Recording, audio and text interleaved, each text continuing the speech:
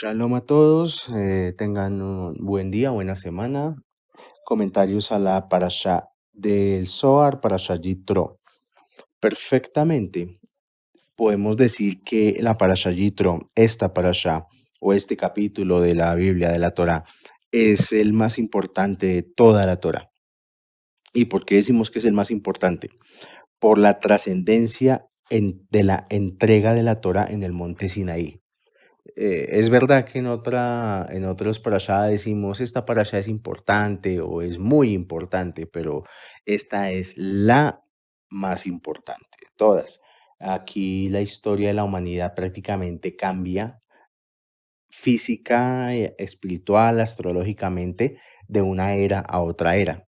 En astrología, el tiempo, digamos a escala global, lo dividimos por eras. Entonces, ahorita, digamos, cualquier persona dice fácilmente estamos en la era de Acuario, porque pues desde los años 70 para acá se ha venido como con esa historia, con este cuento de la era de Acuario, que no es un cuento, porque realmente estamos en una era gobernada por este signo. Pero yendo hacia atrás, hacia el pasado, la era en la que el pueblo hebreo estaba siendo sometido, esclavizado por los egipcios, se le conocía como la era de Tauro. Esta era de Tauro, como su propio signo zodiacal lo dice, estaba caracterizada por dos aspectos. El primer aspecto, la comodidad y los placeres de los cuales vivían los egipcios, el apego a la materia. El signo Tauro conecta mucho con el deleite de la buena mesa, con el deleite de los placeres del mundo, de estar conectado solo con la materialidad. Y el otro aspecto de Tauro, del toro zodiacal, es el trabajo constante e incansable, que ese era el aspecto que tenían más que todos los hebreos, los judíos, los que estaban esclavizados, trabajando noche y día, noche y día, noche y día para los egipcios. Cuando Hashem retira al pueblo hebreo de Egipto, lo que está terminando es una era astrológica, porque va a empezar una era que es la era de Aries, que está dominada por el carnero. El carnero, lo más importante del carnero es la cornamenta, los cuernos, o sea, la cabeza.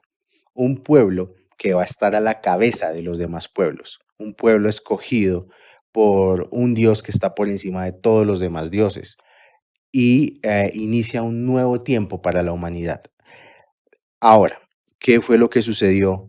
Digamos, una de las causas astrológicas de por qué esta era no se pudo como consolidar es porque el pueblo que fue liberado trajo símbolos de una era pasada a una era nueva. ¿Esto en qué lo podemos ver? Lo podemos ver en el símbolo del becerro de oro.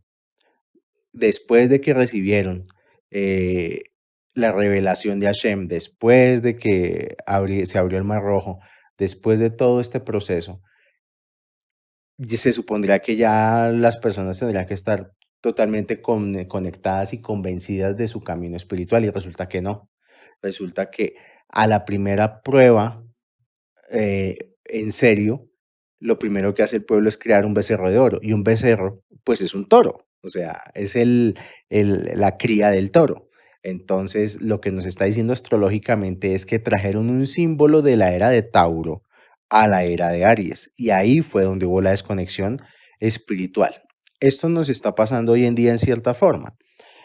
Estamos entrando a la era de Acuario, todavía estamos en ese proceso, no ha sido fácil y todavía faltan bastantes procesos. Depende de cada persona si estos procesos los va a vivir con placer o con dolor, pero estamos en eso. Pero hay gente que todavía está trayendo símbolos de la era anterior a la era de Acuario. ¿Cuál es el signo que es el anterior a la era de Acuario? Pues la era de Piscis. Después de la era de Aries viene una era que está representada por el símbolo del cristianismo, que pues ya todos saben ustedes quién es el señor, el señor este que está en la cruz. Este personaje todo el tiempo lo están representando con peces. Es el pescador de hombres, es el que convierte y multiplica los peces, es el que todo el tiempo lo bautizan en un río, los cristianos, el símbolo de ellos es el pez, en el Vaticano también el pez está por todos lados, las coronas de los papas y los cardenales parecen un pez con la boca abierta, todo esto, ¿sí? Pero ahorita estamos entrando a una era de renovación espiritual, que es la era de Acuario. Y resulta ser que hay personas que están llegando a la era de Acuario con los símbolos de la era de Piscis. Entonces es cuando uno ve como esa combinación de símbolos de la era de Piscis con símbolos de la era de Acuario. Entonces es personas que quieren adoptar el judaísmo, pero sin dejar atrás el cristianismo. Se puede de alguna manera asemejar a crear el becerro de oro, pero en esta era, porque estamos es cambiando de conciencia astrológica y de conciencia espiritual. Ahorita la conciencia espiritual va a ser más hacia Kabbalah, hacia de verdad descubrir los secretos que hay en la Torá y a través de esto revolucionar la espiritualidad de la humanidad. Lo que está muriendo en la era de Acuario son las religiones. La estructura religiosa se está viendo a sí misma como obsoleta. La gente ya no está creyendo como en otras épocas en las estructuras religiosas, la gente ya cuestiona, la gente ya no es ignorante en muchos aspectos y tiene las puertas abiertas al conocimiento. Esto es importante como introducción a la Parashá Yitro. Retomemos.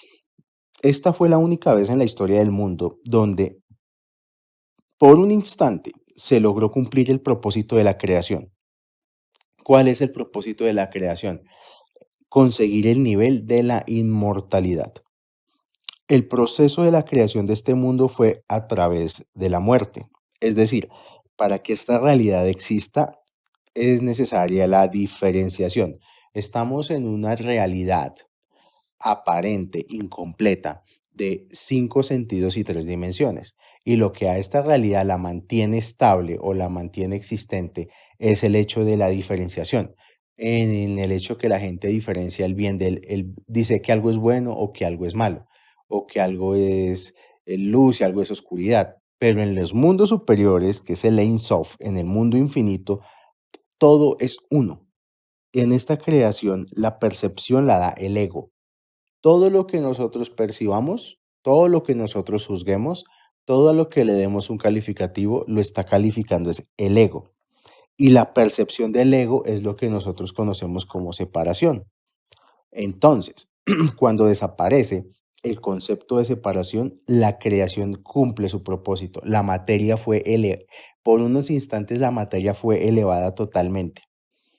Llegó el Midrash y los sabios nos dicen que en el momento en que fueron recibidos los 10 enunciados en el monte Sinaí, lo que la gente vulgarmente conoce como los 10 mandamientos, toda imperfección de los cuerpos del pueblo de Israel fue curada. Si a alguna persona le faltaba un órgano, un miembro de su cuerpo, este le crecía inmediatamente.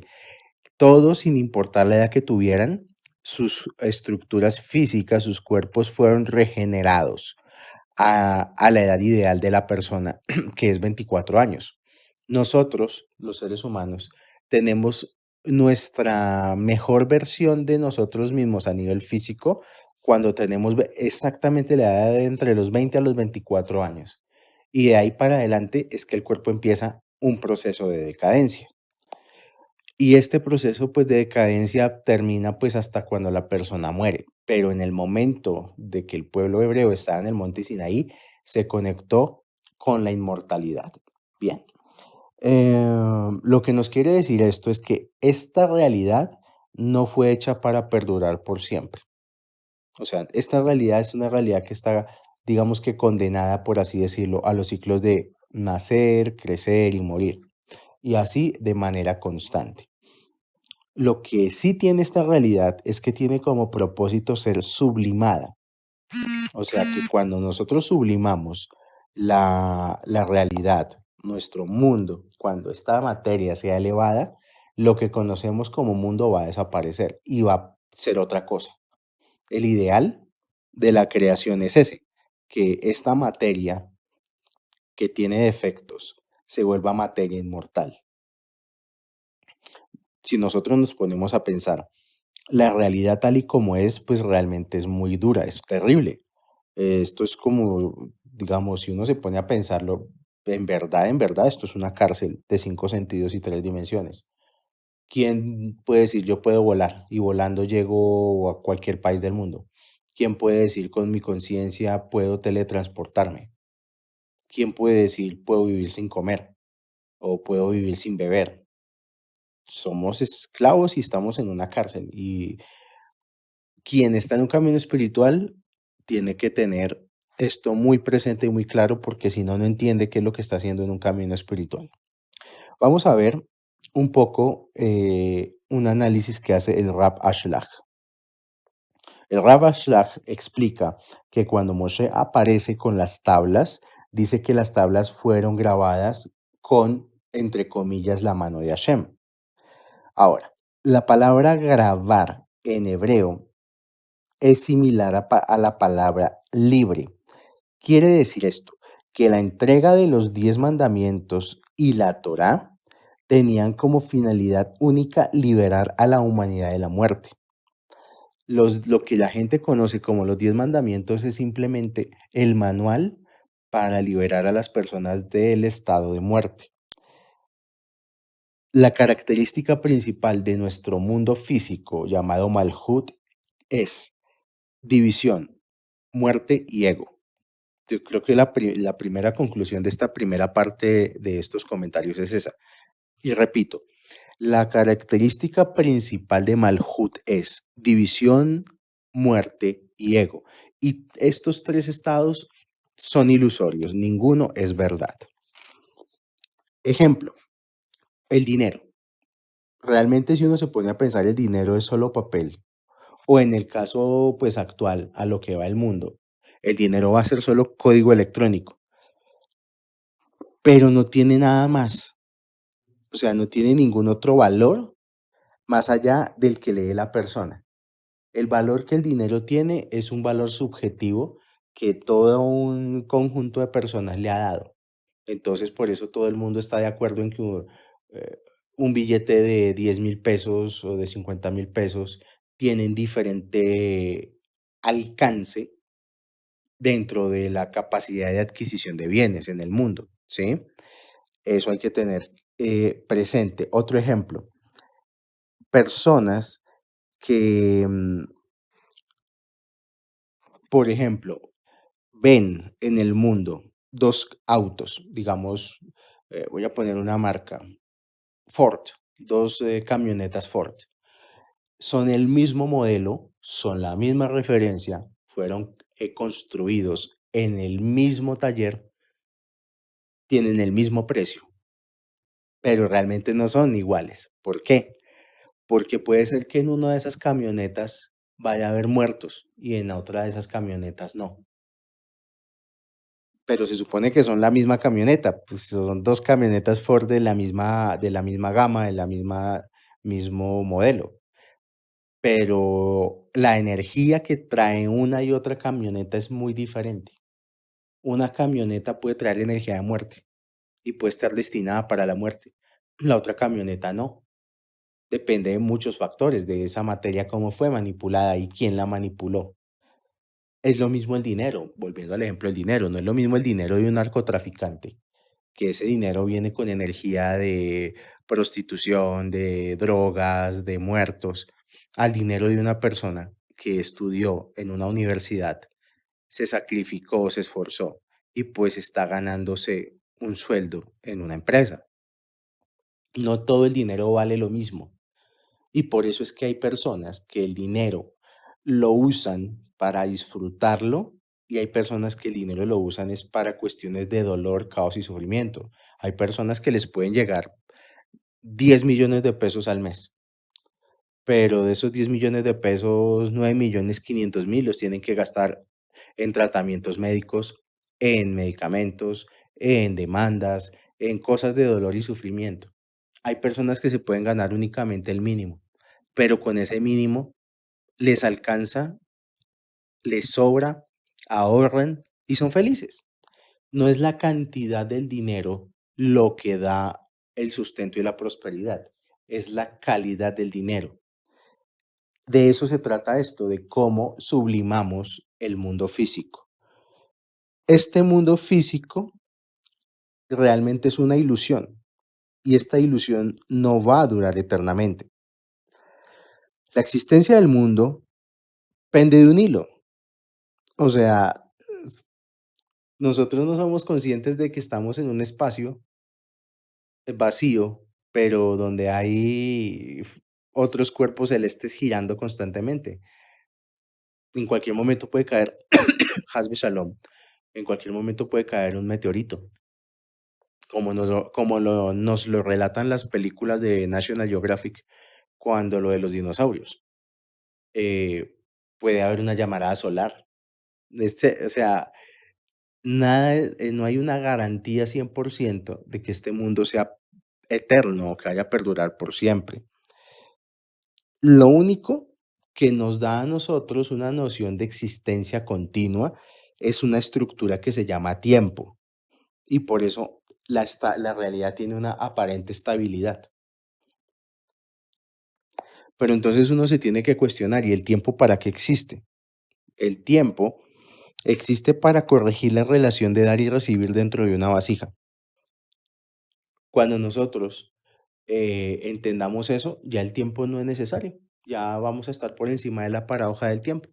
Cuando aprendamos ese equilibrio colectivo entre dar y recibir, ya no es necesario que exista el tiempo.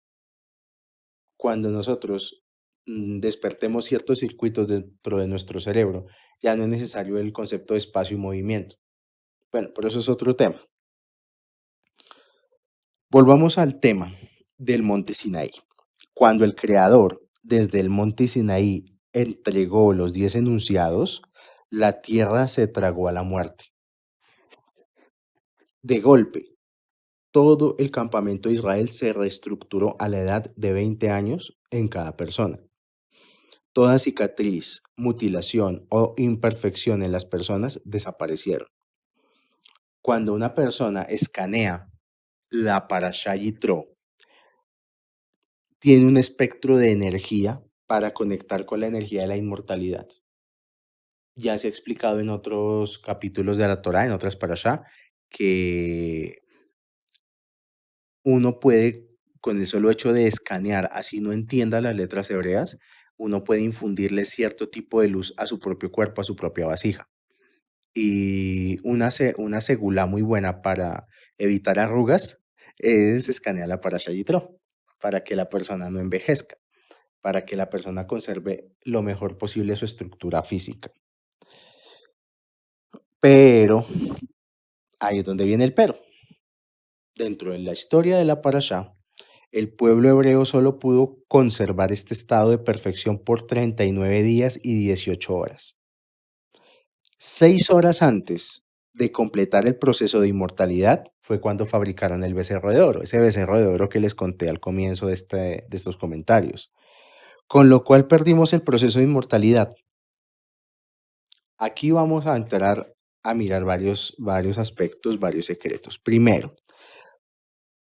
¿por qué Hashem se toma la molestia de sacar un pueblo de Egipto, de llevarlo, hacerlo cruzar un mar, abriendo el mar, haciendo 12 canales de agua, llevándolo a una montaña, mostrándoles la inmortalidad y luego que la pierdan?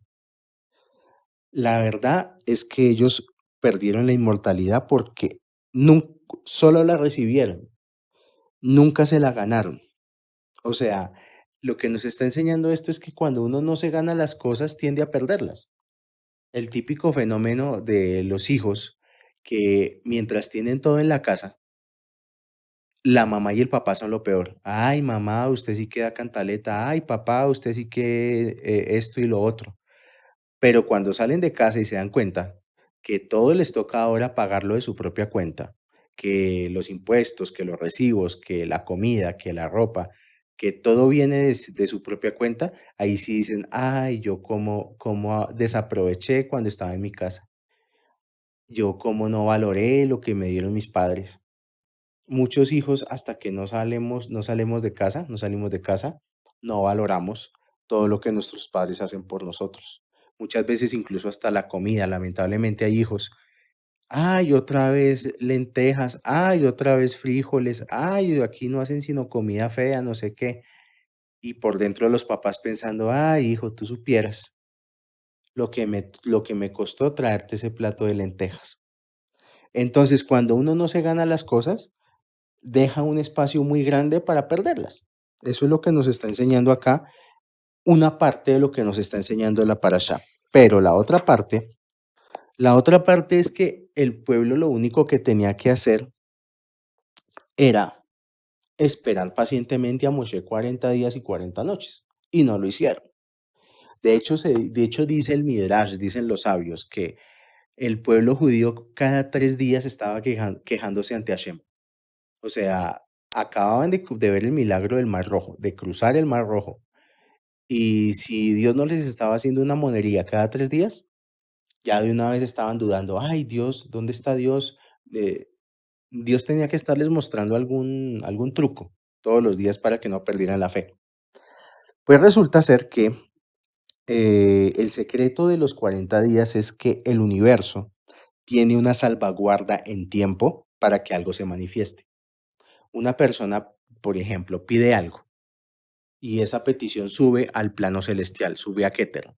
Para que esa petición baje al mundo físico, a Malhut, hay un periodo de 40 días. En estos 40 días, la persona no debería hacer absolutamente nada, solo esperar. Nada puede descender del árbol de la vida sin 40 días. ¿Y qué hace la persona apenas pide algo? Digamos, entró a rezar y empezó a pedir y que está muy mal de economía y que necesita que se le solucione. Ni bien acaba de salir de rezar y ya está pensando en que si le va a llegar el dinero, que si no le va a llegar, que la angustia, que aquí, que allá. Con estos pensamientos ya quedó arruinada la petición. O sea, es algo similar al pueblo hebreo que no tuvo paciencia 40 días y 40 noches. Lo único que uno tiene que hacer es por 40 días no pensar en lo que pidió, no arruinar las cosas que uno pide con otros pensamientos. Uno tiene que generar la fe completa en que lo que uno pidió va a suceder, ¿sí? En muchos casos funciona hacer la petición una sola vez y olvidarlo. O sea, ya doy por hecho que ya está. Esto es similar a cuando, por ejemplo, alguien pide algo por Amazon. Ya, o sea, compró el artículo, lo pagó y le dicen en tantos días le va a llegar a la puerta de su casa. La persona ya deja de pensar en eso, ya sabe que a los tantos días le va a llegar lo que pidió. Ahora es traducir eso al mundo espiritual. Y eso es fortalecer la fe completa en Hashem. Ahora, cambiando un poco de tema. La porción de esta semana, para sorpresa de todos, tiene el nombre de un sacerdote idólatra. Esta porción se llama Yitro. Uno podría pensar, pues si es la porción más importante de la Torá, debería llamarse porción Moshe o porción Monte Sinaí o porción 10 mandamientos. Y no, resulta que se llama Yitro. Es llamativo que siendo que Hashem reprende la idolatría en todas las porciones de la Torá, haya una porción con el nombre no solo de un idólatra, sino de un sacerdote jefe. El Zohar dice que la idolatría queda cancelada solo en dos situaciones. Uno, se puede adorar a la Santa Shejina, o sea, que uno puede ver, adorar a la luz que hay en toda la creación, la luz que no a las cosas físicas. Yo puedo admirar, por ejemplo, un vehículo, un auto, pero no solamente la parte física, sino la energía espiritual que hace que ese auto exista en el mundo físico. Y la segunda es el rey que reina en Israel. Pero pues eso ya viene de unas épocas muy anteriores y en este momento en Israel no hay rey. Eso explica por qué en Israel hubo pocos reyes y que no era necesaria su muerte para que perdieran la corona. Por ejemplo, el rey Saúl. El rey Saúl, por idolatría, por ir y consultar a las pitonisas, eso le fue suficiente para que perdiera el reinado y que el que lo sucediera fuera el rey David. Dice aquí, Vayishma Yitro, joven Miriam, Joten Moshe. En español significa, y escuchó Yitro, sacerdote de Midian, suegro de Moshe. Y repite 11 veces suegro de Moshe. En esta parasha, los que la pueden leer de un Humash en hebreo, dice todo el tiempo, Yitro, el suegro de Moshe, Yitro, el suegro de Moshe, Yitro, el suegro de Moshe, y lo repite 11 veces. Pues es que, a ver, la Torá no está para desperdiciar letras.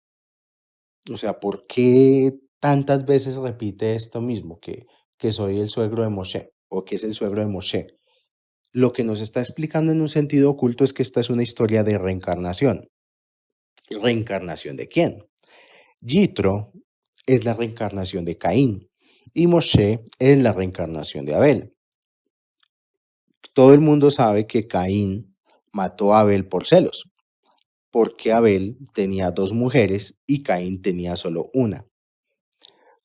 El proceso de la reencarnación llevó a Yitro a entregarle a Moshe a su propia esposa, a Sífora, para corregir su vida pasada. O sea, el momento en que llega Yitro, reconoce a Moshe. Yitro, en el momento en que escucha las historias de Moshe, él deja la idolatría inmediatamente. O sea, digamos que podemos decir que él es el primer converso al judaísmo de toda la historia. Es el primer judío converso. Abandona todas sus creencias siendo un sacerdote, siendo un gran mago, un gran ocultista. Lo dejó todo atrás para seguir a Moshe y a Hashem. Y le entrega a su hija, a Sífora, como esposa. Ahí él hizo el tikkun, hizo la corrección de lo que pasó en ese momento de la historia. Eh, el inicio de toda parashá, o en el inicio de toda parashá, su primera palabra es la más importante y es la semilla de toda la parashá. En este caso, la parashá Yitro inicia con Vayishma. La palabra Vayishma significa y escuchó, lo que quiere decir que la energía de esta porción no es para todo el mundo, es solo para la gente que escucha, no para la gente que oye.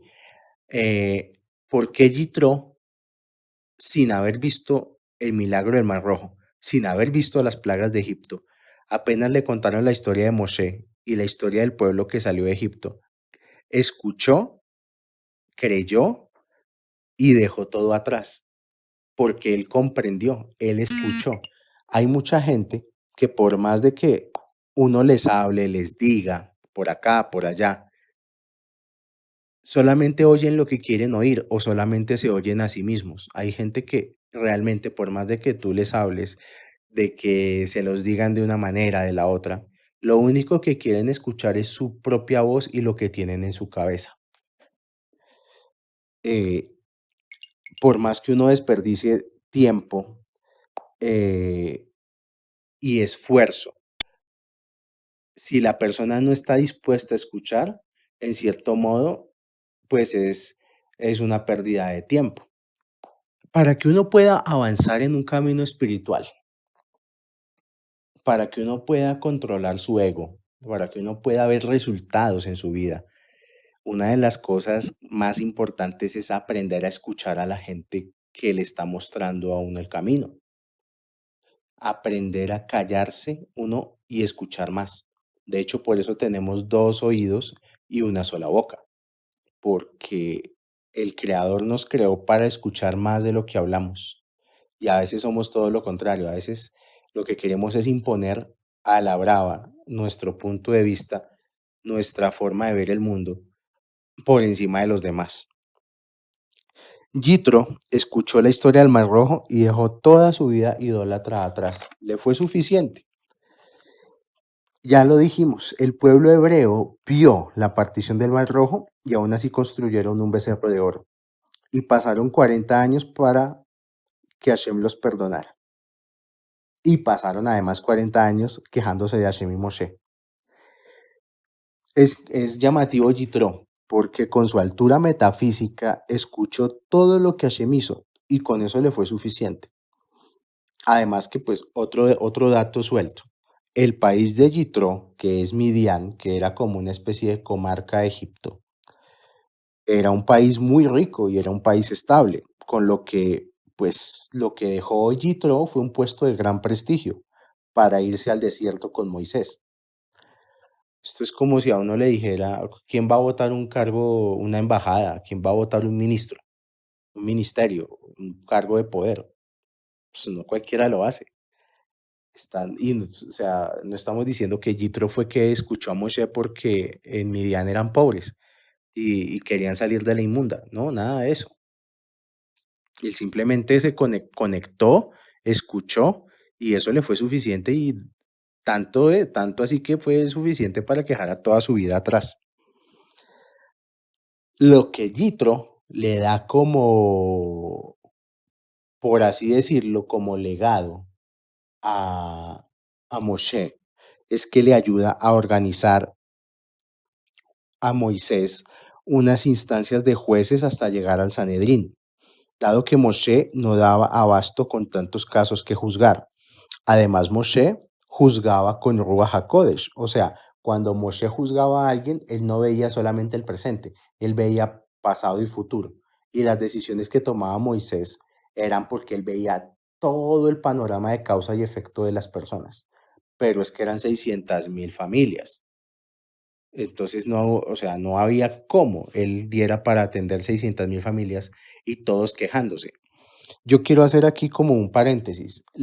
Esto también viene de sabios que se dice que el pueblo egipcio era un pueblo de esclavos, pero no es tan así. Eran esclavos, pero de los placeres físicos de Egipto, porque Faraón los tenía muy bien en Egipto, o sea, les daba muy buen dinero, les daba muy buenas riquezas. ¿Qué era lo que tenían que hacer los hebreos? Hay una tribu hebrea que se llama Leví, que es la tribu de los levitas. De ahí viene la palabra levitar. La levitación, que es el acto de mover la materia a través del espacio. Esa fue la manera con la cual fueron construidas las pirámides, aquello que los arqueólogos todavía no han podido establecer con claridad. ¿Cómo hicieron para elevar esas construcciones con esas rocas gigantescas y formar esos megalitos triangulares? Han intentado reproducir el proceso de la creación de las pirámides y ni siquiera se ha logrado descifrar cómo movían las piedras de un lado a otro. Pues bueno, el secreto cabalístico está en que era la tribu levita la que levitaba las piedras.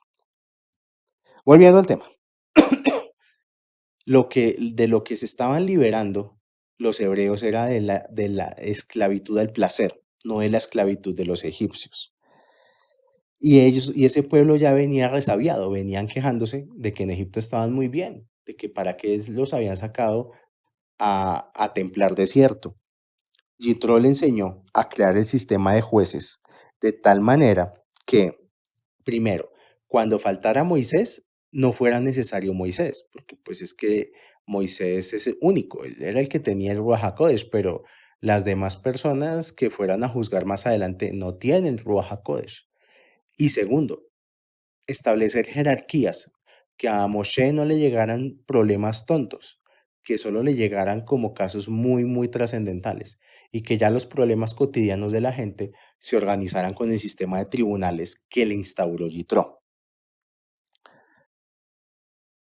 Y por eso la Parashá Yitro trae un listado, esto es del Zohar, la Parashá Yitro trae un listado de cómo evaluar a las personas desde los rasgos físicos, su rostro y sus manos, las líneas de las manos. Realmente hoy en día aprender esto pareciera no ser tan conveniente, pero es algo que los sabios dejaron en el Zohar. O sea, los sabios no van a perder el tiempo. Ay, que cómo son las líneas de las manos. Ay, que cómo son las líneas del rostro. Ay, que cómo es el cabello. Ellos no van a perder el tiempo en eso. Si lo dejaron fue por algo. Pero el problema ¿cuál es? Que una persona empieza a estudiar estos secretos en el Zohar y los empieza a estudiar es para mirar los defectos físicos de los demás. O sea, empieza a mirar a ver cuáles son las arrugas del otro, cómo están las líneas de las manos del otro, etcétera, etcétera. Y pues ese no es el sentido. Realmente uno tendría que estudiar a profundidad la Parashat Yitro en cuanto a este capítulo de los rasgos físicos es para analizarse a uno mismo, porque además no siempre un rasgo físico condiciona eternamente a la persona. Hay personas que puede que tengan los rasgos físicos de una persona malvada, pero no los hace directamente personas malvadas. O sea, los rasgos físicos son la envoltura del alma y sí condicionan cierto tipo de cosas, pero también la voluntad de la persona y su libre albedrío hacen que eso cambie. De hecho, se dice que personajes tan insignias como Moshe y como el rey David tenían rasgos físicos de malvados. O sea, una de las razones por las cuales a Moshe como que no le creían tanto era esa, porque los rasgos físicos de Moshe y del rey David eran de personas malvadas, pero hay que ver lo que son ellos en la historia y lo que dejaron. Conectar con la Parashá Yitro nos ayuda a reconocer la vibración con las personas y quién es el otro, sin juzgar por cómo es físicamente. Tenemos que quitarnos esa manía de juzgar a las personas solo por cómo son físicamente o por cómo se ven físicamente. Y hoy en día parece que es la única norma de juzgar a una persona. Si incluso para entrar a ciertos tipos de trabajos, si la persona es bonita, puede entrar. Si la persona no es bonita, no puede entrar. Juzgamos a las personas por si se visten bonitos, si se visten feo, etcétera, etcétera. Pero la belleza física igual existe y es un atributo de Hashem. ¿La belleza física qué es entonces? Según el Zohar, la belleza física es una forma de transferir facilidades para la vida a quien lo merece, de vidas anteriores, aunque la fealdad Hashem también la usa para preservar a sus grandes sabios. Paso a explicar. Sí es cierto que hay personas que de vidas pasadas tienen suficiente mérito para que tengan una existencia muy tranquila y para que muchas personas tengan esa existencia tranquila es fundamental la belleza física. Hay personas que solamente con solo aparecer con su belleza física abren puertas. Al común de los mortales nos toca lucharla un poquito más, pero hay cierto tipo de personas a las cuales Hashem los ha bendecido con poca belleza, es para que esas personas no pierdan su pureza espiritual, para que no caigan de su nivel espiritual. Bien, dicho esto, vamos a entrar a la parte más importante de esta porción, que son los 10 enunciados, los 10 mandamientos. Estos mandamientos o estos enunciados, hay que entender que no existe tal cosa en la Torah como mandamientos. Eso es una mala traducción, es una tergiversación. En hebreo se le llaman Aseret Adibrot, que quiere decir los 10 enunciados. Ahora, ¿qué significa la palabra enunciado? Se atribuye la palabra enunciado a la palabra decretos. Vamos al Zohar. Dice el Zohar, cuando Hashem entrega los 10 enunciados, sonaba un shofar estremecedor y las personas tenían la capacidad de ver los sonidos y escuchar los colores. Esto es, cuando fueron entregados los 10 mandamientos, los 10 enunciados, fueron entregados de forma multidimensional. Las personas habían roto con las leyes de tiempo, espacio y movimiento y la Matrix se había abierto completamente. O sea que los mandamientos no solamente los escuchaban con los ojos, los escuchaban con los oídos, también los podían escuchar con los ojos, los podían escuchar con el olfato. Eh, Hay registros, las personas que han estudiado un poco de arte, muchos artistas han logrado que su obra artística trascienda porque han logrado conectar con la plástica, con las artes plásticas de esta forma. Por ejemplo, Kandinsky. Kandinsky fue uno de los pioneros del movimiento abstracto y él decía perfectamente que los colores se podían oler y que los colores tenían sabor y que tenían un sonido también. O sea que había una conexión profunda del color más allá de su escala cromática o de lo que se pudiera ver con los ojos. Esto es lo que nos está diciendo que sucedió en el monte Sinaí, que se abrieron todas las puertas dimensionales y las personas empezaron a ver la realidad completa. Dice el apartado 569 del Zohar. Los 10 enunciados de la Torá contienen la esencia celestial y terrenal de todas las 613 misbot de la Torá. O sea que el que ponga atención a los 10 enunciados prácticamente puede decirse que está muy cerca a cumplir toda la Torá. La gente que estuvo presente en el monte Sinaí también entendió toda la Torá. Por eso ese día se conoce como Matán Torá, la entrega de la Torá. Aún sabiendo que ese día no fue entregada la Torá completa, solamente les entregaron los 10 enunciados. Todo fue revelado para sus ojos, y no desde lo visual, sino a través del entendimiento, para los corazones de Israel, atentos a recibir el entendimiento. Ellos recibieron la Torá y todo brilló para ellos en sus ojos. En ese momento, todos los misterios del universo y de la Torá fueron revelados. No quedó un solo misterio, ni en los cielos, ni en la tierra, porque vieron el esplendor de la gloria de su amo el Creador, algo que nunca había ocurrido desde el momento de la creación. La revelación de la gloria del Santo bendito sea Él estaba expuesta sobre el monte Sinaí. Y muchos pudieron decir que aprendieron que al cruzar el Mar Rojo, hasta una sirvienta había recibido más conocimiento e inspiración que cualquier profeta en toda su vida. Cruzar el Mar Rojo los limpió de todo el rastro de negatividad de Egipto, dado que enfrentaron el miedo a la muerte y lo traspasaron. Nosotros cuando en vida vemos un obstáculo es para capturar las chispas de luz que hay en el obstáculo. Ahora, al haberse purificado, sus cuerpos al pasar el mar se purificaron al nivel de los ángeles, de tal manera pudieron cruzar montañas de fuego sin ningún dolor. Y ese era el estado espiritual que tenía Israel cuando contemplaron la gloria de Hashem en Sinaí. Entonces, uno se tiene que imaginar que pasaron el Mar Rojo, pero al pasar el Mar Rojo, dejaron toda la negatividad de su vida atrás. Todo el rastro de negatividad que hubiera en sus cuerpos lo dejaron en el mar, a tal punto que sus cuerpos se asemejaban al cuerpo de los ángeles. Estaban muy arriba a nivel espiritual. Y así fue que llegaron al monte Sinaí, se dice en el Midrash que en el monte Sinaí había una estática muy poderosa, truenos, mucho fuego, o sea que había un fuego y era terrible, o sea, una escena estremecedora que nadie, salvo solamente Moshe, fue capaz de cruzar el monte.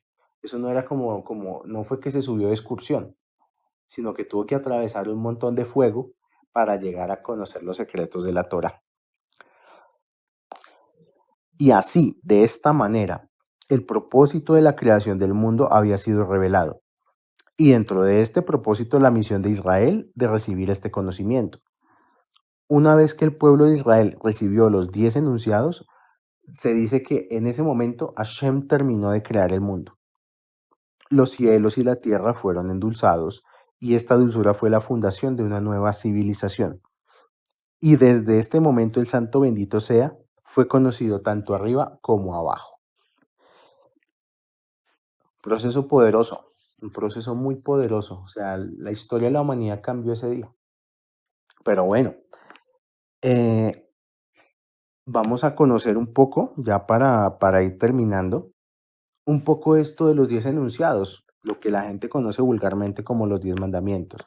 Y aparece, dice aquí, Anoji Hashem, yo soy Dios, Yud He Vav He, quien te sacó de Egipto de la casa de esclavitud. Ya se explicó anteriormente que estos enunciados son decretos, O sea, que esto ya quedó imposible de deshacerse. Ahora, ¿cuál fue el Dios que sacó a los hebreos de la casa de esclavitud? Yud He Vav He. O sea, él hace esta aclaración, porque en la misma frase, Hashem mismo aclara que hay otros dioses y que fue Yud He Vav He quien te sacó de la esclavitud. ¿Qué quiere decir esto? Que la persona que no recuerde esto va a tener problemas con todo lo demás que haga en su vida. Si una persona tiene esclavitud en su vida, tiene que recordar que solamente hay un Dios que lo puede liberar. Solamente un Dios lo puede sacar y le puede ayudar a crear una realidad superadora y le puede enseñar a crear esta nueva realidad. Todo lo demás son meras ilusiones y meros fantasmas. Pero sigue diciendo, no pondrás dioses falsos delante de mí. Entonces, pues aquí hay que decir que la idolatría no es como mucha gente piensa que es adorar estatuas. Idolatría no es creer en amuletos. Idolatría es no que una persona se convierta en una persona distinta a la imagen con la que la persona fue creada. Entonces, una persona que cree que una estatua le va a conseguir trabajo no es una persona idólatra, es una persona tonta. Nosotros fuimos creados con una imagen. Cada ser humano es único y fue creado con una imagen única. Esta imagen en hebreo se le llama tselem. Nosotros tenemos la imagen, pero nos falta crear la semejanza. Por eso dice a imagen y semejanza. Estamos a mitad de camino.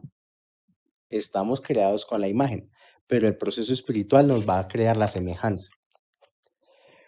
No cambiar la imagen grabando una imagen nueva al idolatrar a otras personas. Hay muchas personas que en lugar de ser ellos mismos, lo que buscan es ser como son aquellos que son aparentemente famosos, exitosos, influenciadores, youtubers, Cristianos Ronaldos, Messis, etcétera.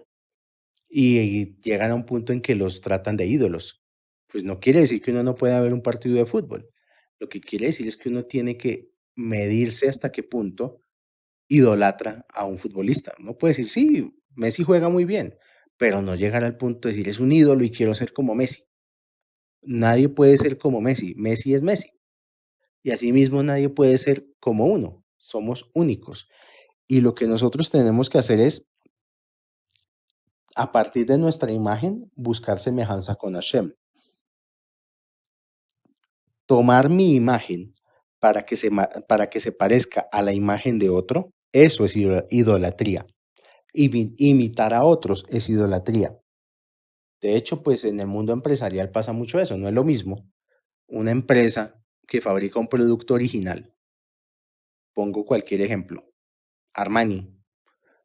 A los que en el mercado popular venden la falsificación de Armani. Ni se ganan lo mismo que Armani, ni viven como Armani, y si tienen detrás a la policía. Y los productos no se ven como Armani, porque una falsificación, tarde o temprano la gente se da cuenta que es un producto falsificado. Asimismo nos pasa a las personas.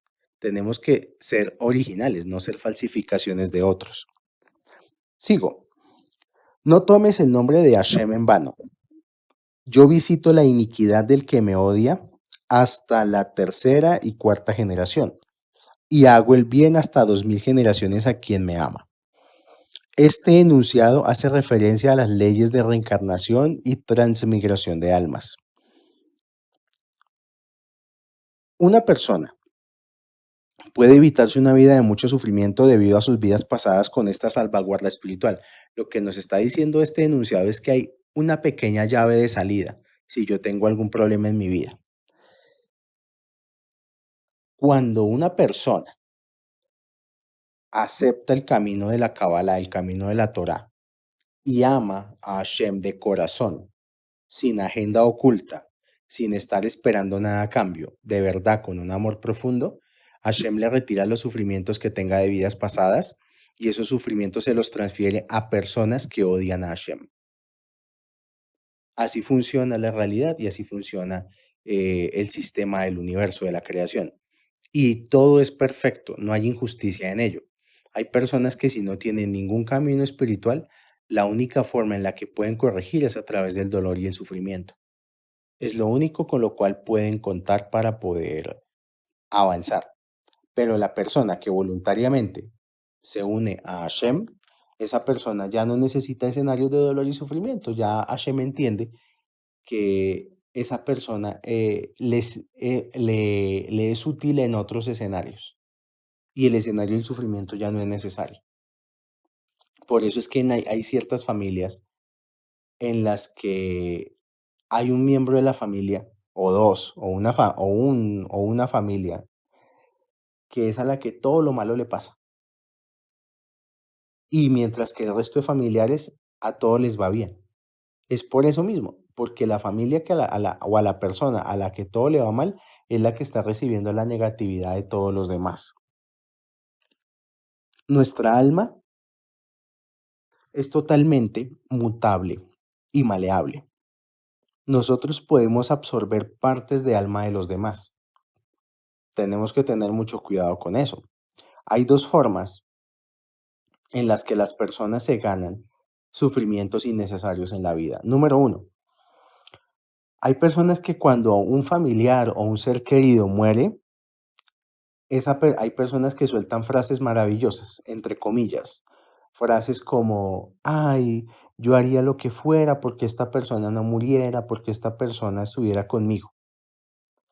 En ese momento que una persona lanza una frase de esas, lo que Hashem entiende es que, bueno, entonces tome, esta persona debe todo esto. Esta persona debe todo esto de karma, entonces usted hágase cargo, por favor. Las leyes de Hashem, de causa y efecto, son perfectas y uno no puede tomar o no debería tomar los, por así decirlo, los sufrimientos de otros. Entonces hay que tener mucho cuidado con lo que uno decreta con su palabra. Segunda forma en la cual uno se gana karmas de manera innecesaria. Cuando uno mide si otra persona está haciendo o no el trabajo correcto. O sea, cuando hay personas que dicen, ay, fulanito tal cosa, fulanito tal otra, no me parece cómo trata a la mamá, no me parece lo que hace, por qué no hace esto, por qué no hace lo otro. En el momento en que uno está criticando cómo está la vida de otra persona, es como si uno le estuviera diciendo a Hashem, Hashem, yo puedo hacer las cosas mejor que él. Dame ese escenario de vida. Y entonces vas a ver que yo sí puedo. Tenemos que tener cuidado. Esto no es un asunto ético ni moral, es un asunto de cómo funciona el universo. Y tenemos que entender que no es buen negocio estar juzgando a la gente, ni estar juzgando el camino de los demás. Cada persona está en su proceso. Una persona es una combinación entre lo que es y el escenario que vive.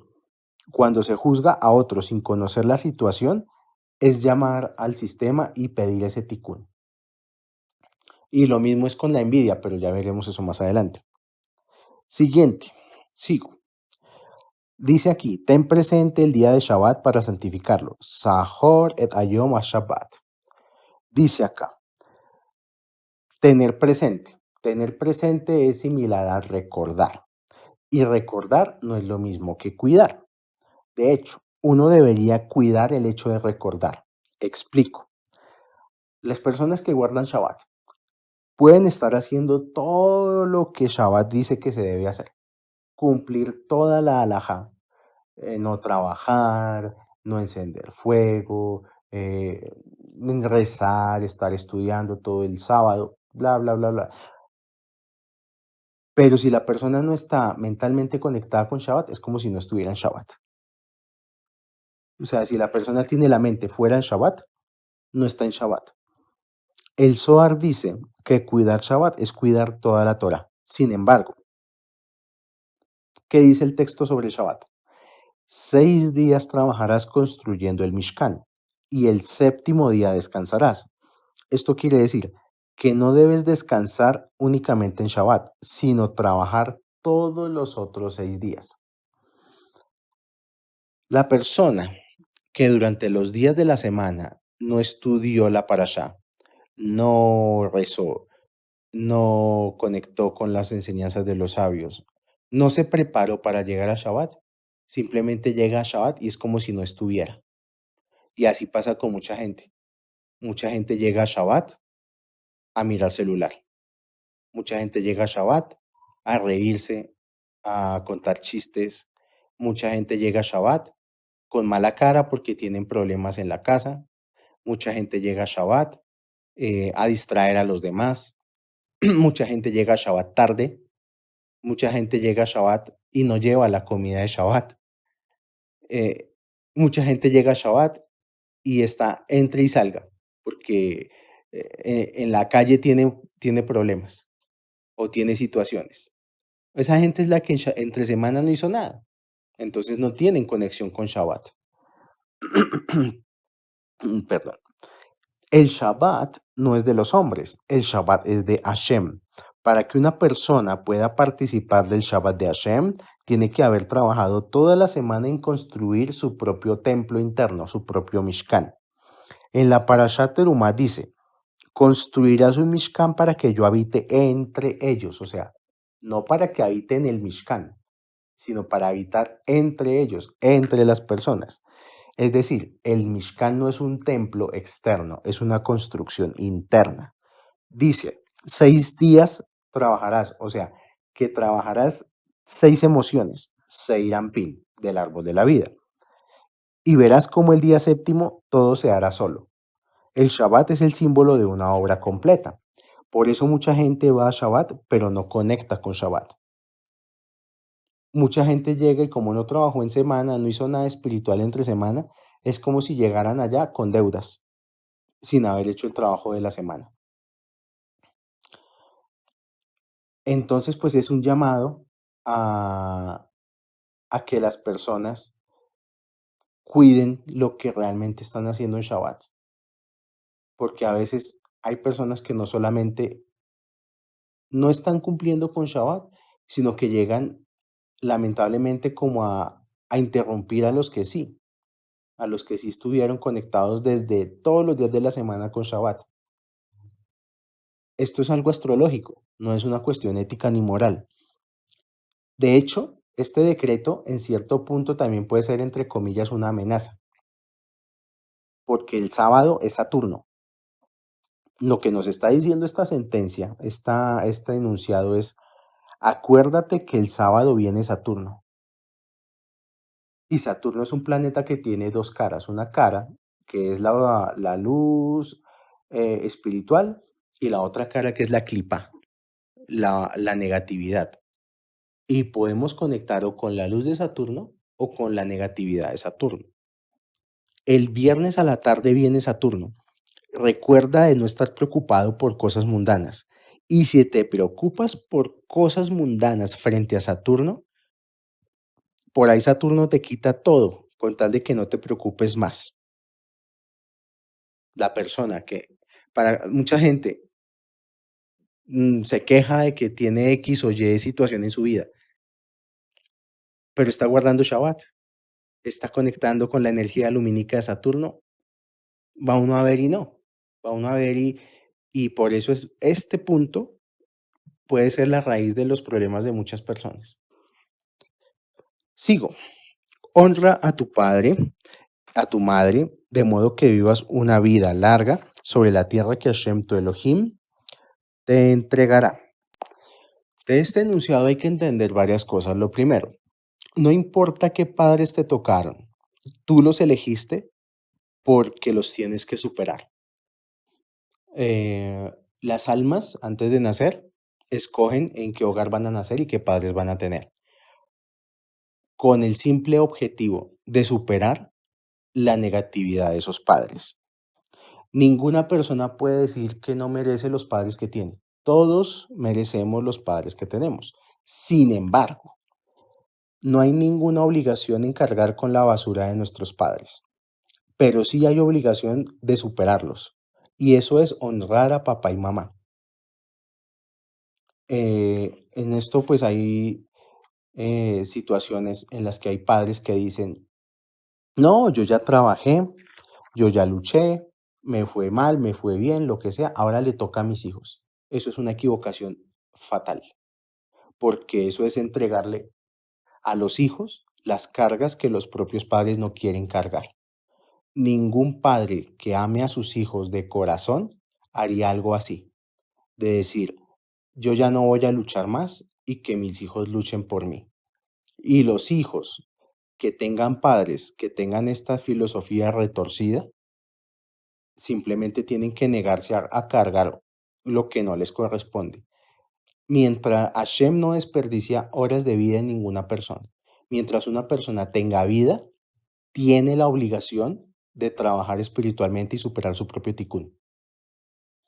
Esto aquí no es que yo le voy endosando a mis hijos las cosas que yo no hice, porque antes que tuviéramos padres en la tierra, nuestro padre es Hashem. Nosotros lo que debemos declarar es, papá, mamá, gracias por traerme a la vida. Los amo con todo mi corazón, con toda mi mente, con todo mi ser. Pero yo tengo un padre espiritual y prefiero aprender de Abraham el patriarca que de ustedes y sus problemas. Es más, cuando un padre se esfuerza por superar su tikkun, y todo el mundo sabe lo que tiene que superar. Nadie tiene que decirle a nadie porque todo el mundo tiene conciencia. Y todo el mundo a conciencia sabe que él le queda pendiente en la vida. Pero cuando un padre se esfuerza por superarse día con día y superar su tikkun, le va a heredar a sus hijos es bendición y los va a dejar es con bendición en el mundo, no con maldición. La única forma en la que uno ayuda a sus padres es siendo distinto a ellos. Quien repite la historia de sus padres no tiene largos días de vida, solamente está vibrando en baja frecuencia. Siguiente enunciado. Dice, no matarás. A partir de este momento, se estableció la cantidad de almas que van a existir de manera completa. Por lo tanto, nadie puede matar. Todo vuelve a la rueda de las reencarnaciones. Quien muere lo hace en su momento y en su hora designada por su propio tikkun. Entonces, esto juega de dos vías.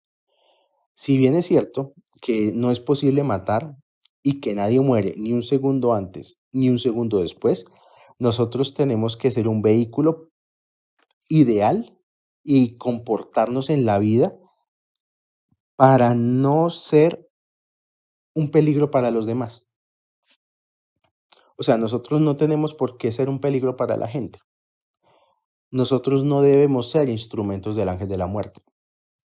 Ejemplo, un empleado de una fábrica de algún, no sé, escaleras eléctricas.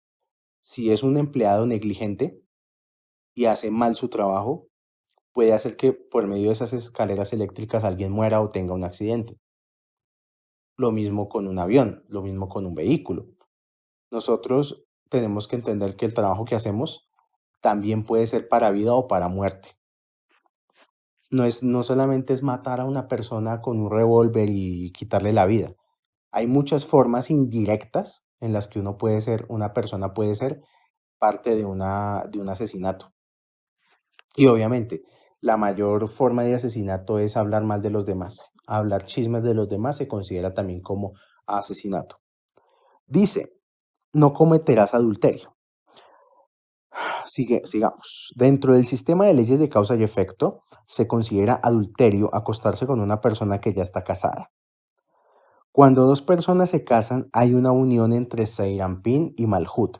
Seirampin representado en el hombre y Malhut representado en la mujer. O sea, un matrimonio o una unión entre dos personas es la unión entre dos fuerzas espirituales. Y eso es una conexión que es parecido a un circuito eléctrico. Un adulterio es meter energía extraña a ese circuito y eso lo único que produce es energía de muerte. Ejemplo, una mujer que está casada y que por ahí le dio por conseguirse un amante. Pues resulta que lo que hace a nivel espiritual es poner en conflicto a las dos almas de los dos hombres con los cuales se está acostando. Y el hombre que tenga menos fuerza espiritual, ese hombre es el que va a quedar en la ruina. Y es que esto es matemática espiritual. Cuando un matrimonio está consagrado y son fieles, hombre y mujer, tienen un momento donde todo les va saliendo, van saliendo adelante, van consiguiendo sus cositas, poco a poco, con esfuerzo, como sea. Pero si dejan meter un amante, sea el hombre o sea la mujer, toda su buena energía de prosperidad se va para el piso. Y es cuando el típico caso, ay, yo estaba bien, me estaba yendo bien en mis cosas y de repente los negocios se cayeron.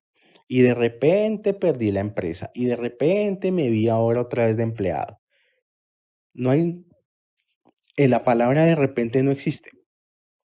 Solamente existe hacer las cosas bien o hacer las cosas mal. Y las personas que hacen las cosas mal les va mal. Y la propia vida de la persona refleja eso. No es de la parashá, pero es cierto esa frase de que uno el árbol lo conoce por sus frutos. Lo más triste de este tema del adulterio es que la energía de muerte que generan los padres adúlteros también se le heredan a sus hijos. Y ahí es cuando el Seir Anpin de toda la familia se rompe y se termina. Sigamos. No robarás. Rashi comenta que esto quiere decir no raptar, es decir, no secuestrar personas. La Torah simplemente dice que es imposible robar. Quien roba no entiende las leyes de este mundo. Es decir, que si algo realmente es mío, nadie me lo puede quitar.